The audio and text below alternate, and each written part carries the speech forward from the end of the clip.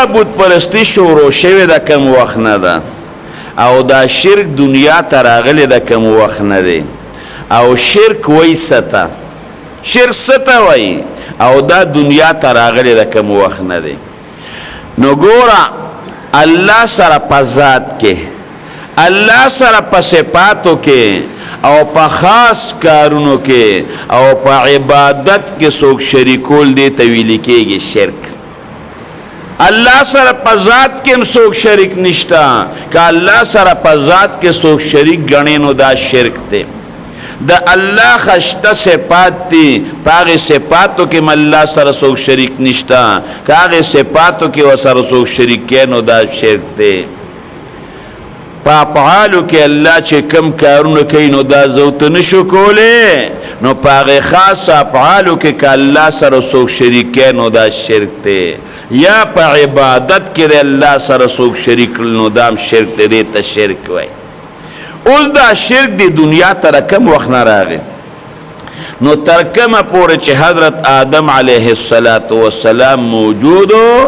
نو د زمکه په سرک باندې شرک بالکل نو دا شرک نو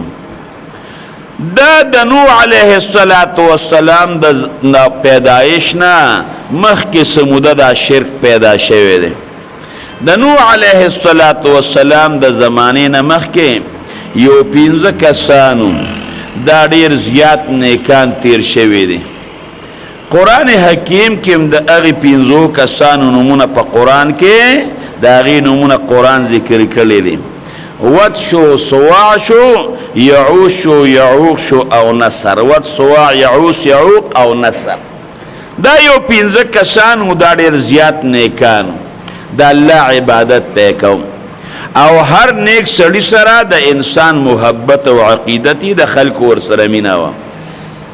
چې کله دا 15 کسان مړ شو دا نیکان خلق نو هغه خلق ور پس ډیر زیات خپاو او د دې نیکانو خلق هغه قصې به کوله او خپاو ور پس ډیر زیات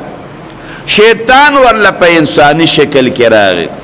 په هغه زمانہ کې دا مجسمه جوړول دا جایزو نو شیطان ورله په انساني شکل کې راغی چې د دې نیکانو خلقو مجسمه جوړه کې او دا مجسمه جوړول دا جایزمو نو هغه خلقو د دغه 15 نیکانو خلقو مجسمه دا جوړ کړي او چې په کوم ځای کې به دغه نیک سړی ناستو د الله عبادت وکاو نو هغه ځای کې هغه مجسمه او دغه شکل باندې چې بوت جوړ کړي هغه په هغه ځای باندې ودرو دا غوي شکلونه جوړ کړل نو شیطان وتوی چې تاسو دوی ته ګوره نو زس تاسو به پس ناسو هغه ته به تسلی او سکون اطمینان ملاويږي نو مجسمه جوړول جایز او دا غوي شکلونه جوړ کړل هغه شکلونو ته به قتل هغه خپل نیکان مشران به ورته یادېدل او دا غوي قصې به کوله نو پاغه باندې ځان خوشاله د الله شان ته ګوره دوی خو د عبادت سوچ نو خو چې کله دغه خلک مړه شو او د دوی بچی بیا را پیدا شو او هغه بچی را لوی شو نو هغه بچو ته شیطان سوی وې د دې مجسمو عبادت شروع کې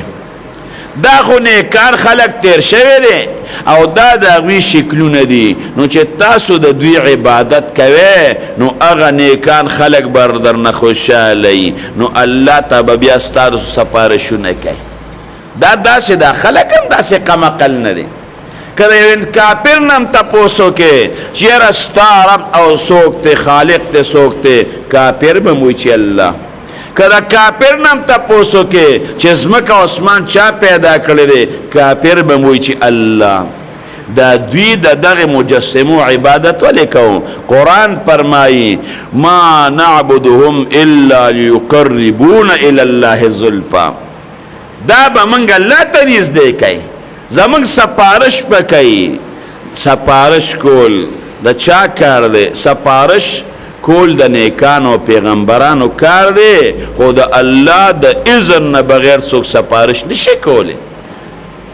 د الله په اذن باندې به سپارش خلق کوي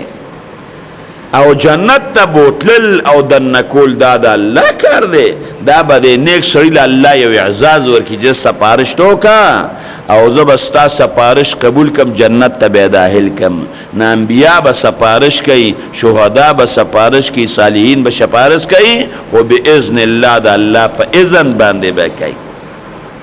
نو د دغه خلکو عبادت شروع شو. نوح علیه السلام چونکې عراق کې پاتې کېده، دا د پخوا د زمانې نه د عراق ښار دا آباد دی له دغې ځای نه. ابراهیم علیه السلام هم الله پاک په عراق کې پیدا کړ. هغې وخت کې هم دا شرک کېده او دا بت پرستي وه. الله پاک دې موږ او تاسو د شرک نه وساتي. شرک مرونو بیا په دوه قسمه دی، یو ته وایي شرک اکبر او بل ته ویږي شرک اصغر. چې دا کم اکبر شرک دی چې الله سره په ذات کې څوک شریکه، په خاصو صفاتو کې او په افعالو کې، داغه مشرک خو الله بالکل نه بخي. ان الله یغفر ان الله څنګه د آیات را نقاری ګولر شو، لا یغفر ان یشرک به، شرک الله بالکل نه بخي. شرک چې کم مشرک ته داغه بخل بالکل نشه، د الله قانون دی، دی به جهنم کې ټول عمر پروت دی. نو شرک اکبر چې چوک الله نه بخي. او یو رونو شرک اصغر دی، رکوټ شرک. نو رکوټ شرک چې الله غواړي دا رکوټ شرک الله بخي، دای ګناه کبیره ده. زمون خلق نن سبا وای چې یاره مونږ خو شرک اکبر نه کوو، او په شرک اصغر کې ګوره ډېر زیات خلق مبتلا دي. شرک اصغر او رکوټ شرک څه ته ویل کېږي؟ دا چې کوم عبادت ته کې نو دا د ښودنې دپاره کول چې بل ته عبادت وښی، بل ته عبادت خول. یاره حج د څه لپاره کوم چې خلک وایي چې دا خو حاجي صاحب دی. د شپې تهجد کې هغه بل ته د قرآن تلاوت کې دا بل ته عبادت خو دې وکړو د ښودنې دپاره. قسم په الله که دومره هم د دې پیدی. د دواړو جهانو سردار مبارک حدیث دی چې پر ورځ د قیامت الله فیصلې کوي. لومبی فیصله چې الله پاک کوي، نو یو سړی به حاضر شي، دی به شهیدي، د باندې چې الله پاک کم احسانات او انعامات کړي دي او کم خشته وجود یې ورکړی و، الله به پیغه ظاهر کی. بیا به ته الله تپوس وکړي چې تا زما دپاره په دې وجود کې څه کړي دي. دی به وایي یا الله ستا د رضا دپاره زه جنګېدلی یم، جهاد مې کړی دی تر دې چې په هغې کې زه شهید شوم.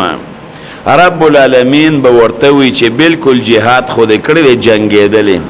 خو د دې دپاره د جهاد کو چې دا خلک وایي چې دا ډېر زیات بهادر دی. ګوره جهاد عبادت دی که نه، خو د ښودنې دپاره چې خلک وایي چې دا ډېر بهادر دی. دنیا کې تا تجري او بهادر خلکو ویلی دی چې د څه لپاره دی کوه درته خلک ووایي موږ نه پې څه غواړې.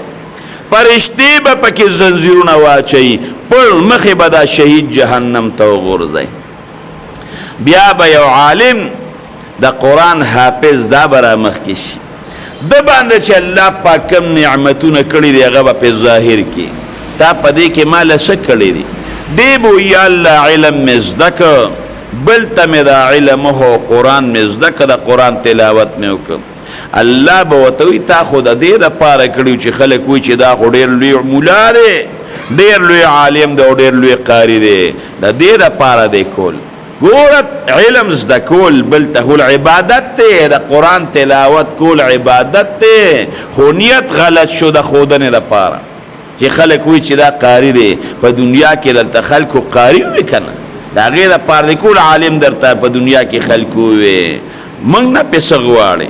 نو په ده کې به هم زنځیرونه واچي، پړ مخې به یې وغورځئ.